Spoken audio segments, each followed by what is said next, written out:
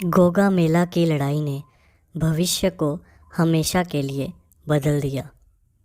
हम सब के नवीन जीवन में इस लड़ाई की एक खास भूमिका है। यह लड़ाई सिकंदर और फारस के राजा डेरियस के बीच हुई थी और यह लड़ाई सिकंदर के जीवन की सबसे बड़ी लड़ाई थी। डेरियस जंग में हाथियों का उपयोग कर रहा था, जो राजा सिकंदर की सेना ने पहले कभी नहीं देखा था।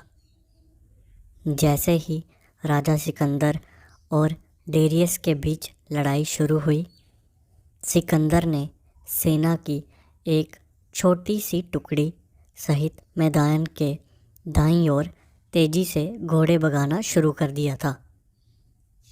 बाकी सेना जो सिकंदर की थी, वह अपनी जगह पर ठहरी रही। यह देखकर फारस का राजा डेरियस हैरान रह गया। उसने सिकंदर का पीछा करने के लिए अपनी सेना के बड़े टुकड़े को आदेश दिया और बाकी सेना ने सिकंदर की जो ठहरी हुई सेना थी, उस पर धावा बोल दिया। लेकिन खुद फारस का राजा डेरियस एक छोटी सी सेना की टुकड़ी को अपने साथ लेकर अपने स्थान पर ही खड़ा रहा। उसने खुद जाकर सिकंदर से लड़ने का प्रयास अब तक नहीं किया था। अभी तक उसकी छोटी सी टुकड़ी ही सिकंदर के सैनिकों के साथ लड़ रही थी। सिकंदर भी यही चाहता था। वह तेजी से मैदान के चारों ओर घोड़े भगाता रहा और दुश्मन सेना ने उसका पीछा किया। लेकिन अचानक सिकंदर ने अपना घोड़ा घुमाया और सीधा फारस के राजा डेरियस की ओर दौड़ने लगा। सिकंदर की सेना उसके पीछे थी। तो ये क्या किया सिकंदर ने? उसने डेरियस की सेना के एक टुकड़े को डेरियस से दूर करके अपने पीछे लगा लिया और दूसरा बड़ा टुकड़ा सिकंदर की सेना की ठहरी हुई टुकड़ी के साथ लड़ने में व्यस्त था। राजा डेरियस के अन्य सैनिक सिकंदर के पीछे भागे तो सिकंदर ने दिशा बदलकर डेरियस की ओर रुख किया। लेकिन राजा डेरियस के पास वहाँ पर भी सेना की एक छोटी टुकड़ी मौजूद थी। सिकंदर को अपने सामने आता देख राजा डेरियस चौंक गया।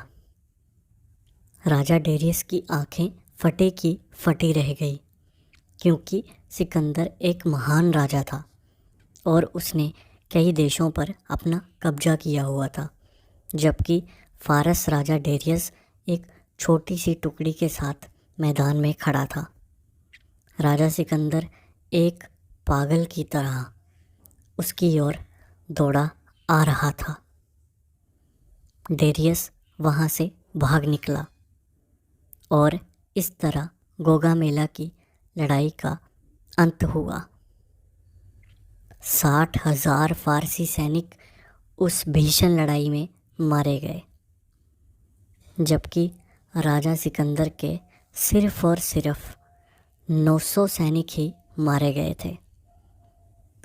फारस के राजा की हार का एक ही कारण था, राजा डेरियस की कमज़ोर रणनीति।